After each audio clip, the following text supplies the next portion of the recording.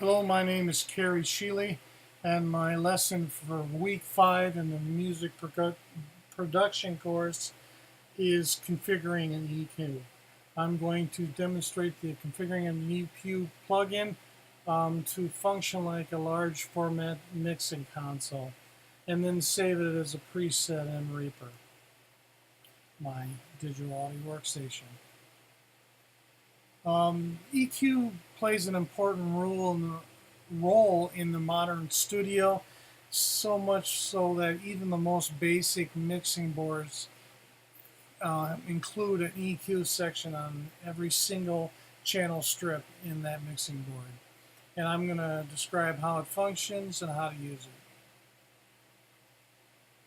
There are 5 main filters found on a strip, and they are high pass filter, a low shelving filter, mid-range, a low mid-range and a high mid-range filter, and a high shelving filter. The first up is the high pass filter. This is used to remove the low sounds like the rumble in a track, the low sounds that are just creating noise in your tracks. So you set it at a particular frequency, and everything below that frequency gets cut. I have a VST Re-EQ by Kukos. That's an EQ in my Reaper setting, and that's high pass filter. You'll set it at 75 hertz.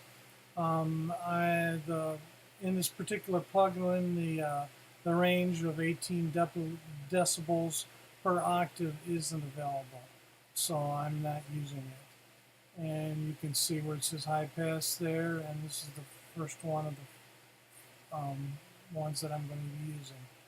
Next up is the low shelving filter. It's used to boost the low frequencies in a track. It's good for adding weight to bass or warmth to keyboards.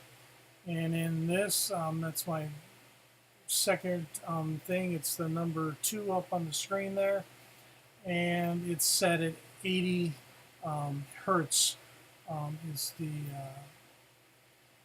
frequency setting for that. Next up, the next 2 frequencies or filters are a low mid-range filter and a high mid-range filter, and those are used to boost or cut particular frequencies. The first one here, the nice thing about these this particular plugin is these numbers, you can click on the number and actually drag it anywhere you want, up, down, low, high. So I've got it set to 300 hertz as a starting point, and usually you can bump from 100 to 2K hertz. And in this particular filter, it's called a band filter, but if you give it some bandwidth and boost the gain a little bit, you can get that bell shape that you're looking for. The other one is the high mid range, and with this one we're using 400 to 8K hertz as a range. I've got it set right in the middle at 700, and it's the same. It's called a band filter here, but you can get that same bell-like shape. And the last filter is the high shelving filter. This is used to create focus, to guide the listener to the brightest sound.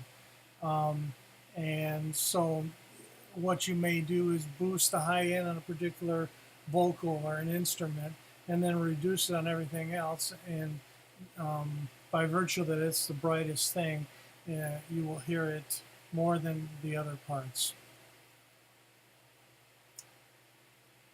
And the setting for this is 12K hertz, and there you have it.